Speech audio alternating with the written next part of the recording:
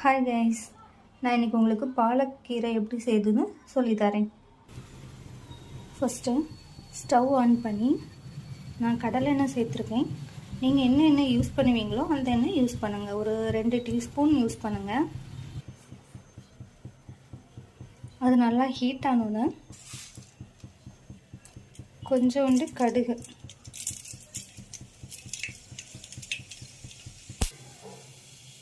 அது நல்லா பொரிஞ்சோன்னு கொஞ்சோண்டு ஜீரகம்,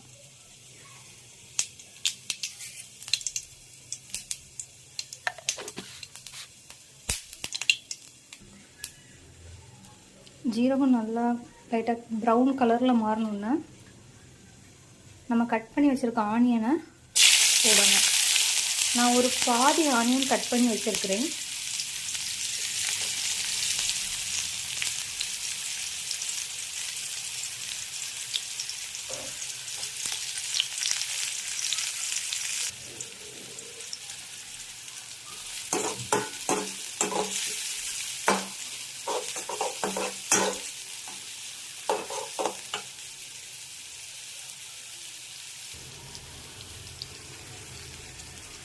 ஆனியன் லைட்டாக ப்ரௌன் கலரில் மாறினோடனே ஒரு கொத்து கறிவேப்பிலை,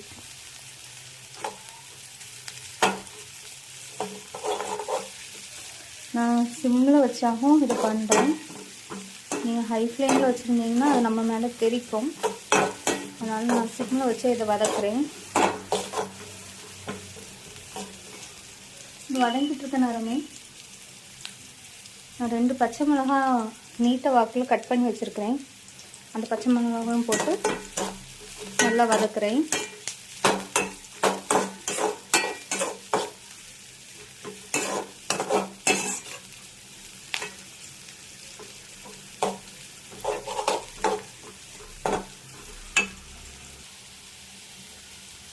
லைட்டாக வதங்கின உடனே கொஞ்சம் பெப்பர் தூள்,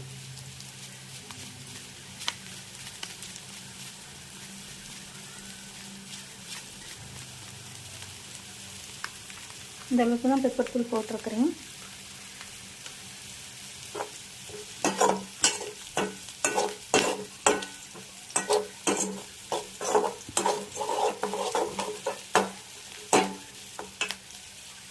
நமக்கு கீரைக்கு தேவையான சால்ட்டு நம்ம இதிலேயே போட்டுடலாம்.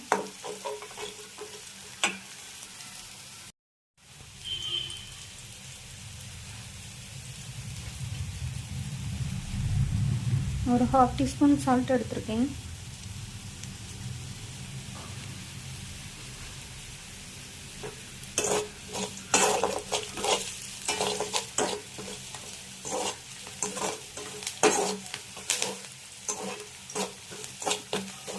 நல்லா ஃப்ரை ஆகியாச்சு.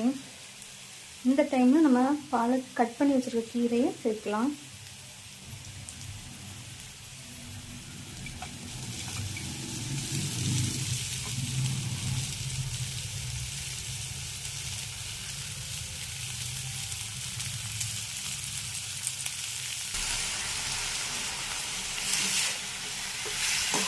எல்லாமே நல்லா மிக்ஸ் ஆகுறது மாதிரி நல்லா கிண்டி விடணும்.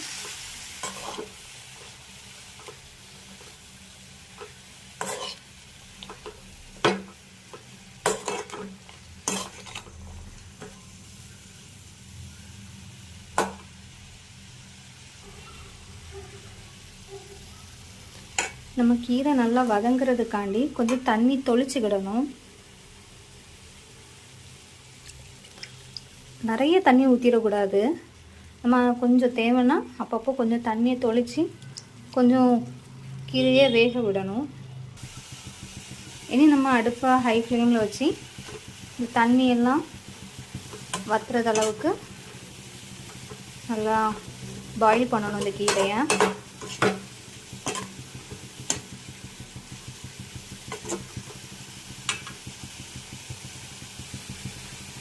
பாயில் ஆகிட்டு இருக்க நேரமே நம்ம கொஞ்சம் மஞ்சள்தூள், சும்மா ஒரு பிஞ்ச் தான் போடணும், ரொம்ப போடக்கூடாது.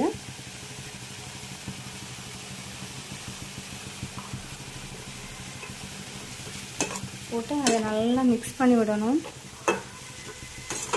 நான் இப்போ அடுப்பை ஹை ஃப்ளேமில் வச்சு தான் கிண்டிகிட்ருக்கேன். அப்போ தான் தண்ணி சீக்கிரம் வற்றோம்.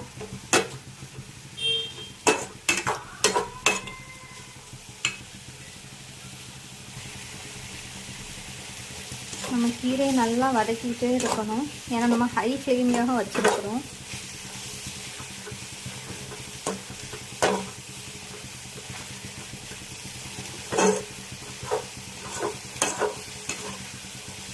நம்ம எவ்வளோ கீரை போட்டோம், இப்போ எவ்வளோ கம்மியாயிட்டுன்னு பார்த்தீங்களா? அப்படியே நல்லா சுருங்கி வரும்.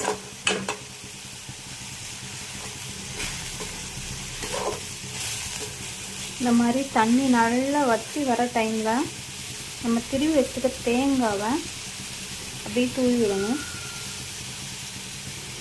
ரொம்ப தேங்காய் போடண்டா, உங்களுக்கு தேங்காய் பிடிக்குன்னா போடுங்க. சில பேர் என்ன செய்வாங்கன்னா தேங்காவை அரைச்சி போடுவாங்க.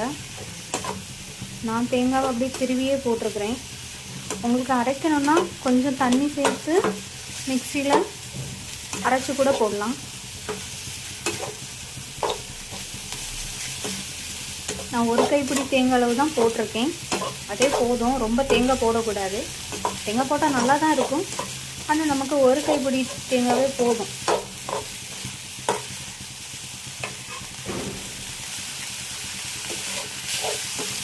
நான் ஃபஸ்ட்டே இதுக்கு கரெக்டான அளவுக்கு உப்பு போட்டுட்டேன். நீங்கள் சப்போஸ் உங்களுக்கு இது இந்த டைமில் டேஸ்ட் பாருங்கள், எனக்கு உப்பு தேவைன்னா கொஞ்சம் ஆட் பண்ணிக்கோங்க. ஆனால் ஃபஸ்ட்டு நீங்கள் எதுக்கும் உப்பு கம்மியாக போடுறது தான் நல்லது. ஏன்னா நம்ம தேவைப்பட்டுனா திரும்ப ஆட் பண்ணிக்கலாம். ஃபஸ்ட்டே நீங்கள் நிறைய போட்டுட்டிங்கன்னா திரும்ப நம்ம ஒன்றும் பண்ண முடியாது. அதனால் ஃபஸ்ட்டு எப்பவுமே உப்பை கொஞ்சம் கம்மியாகவே போடுங்க.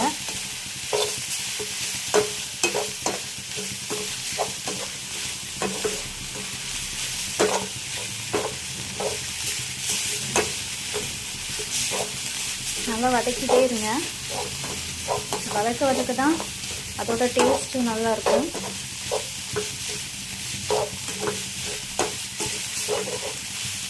இப்போ நல்லா தண்ணியெல்லாம் அது கம்ப்ளீட்டாக உறிஞ்சி எடுத்துட்டு ஸோ இந்த டைமில் நம்ம ஸ்டவ் ஆஃப் பண்ணிடலாம். இவ்வளோ தான், பாலக்கீரை ரெடி.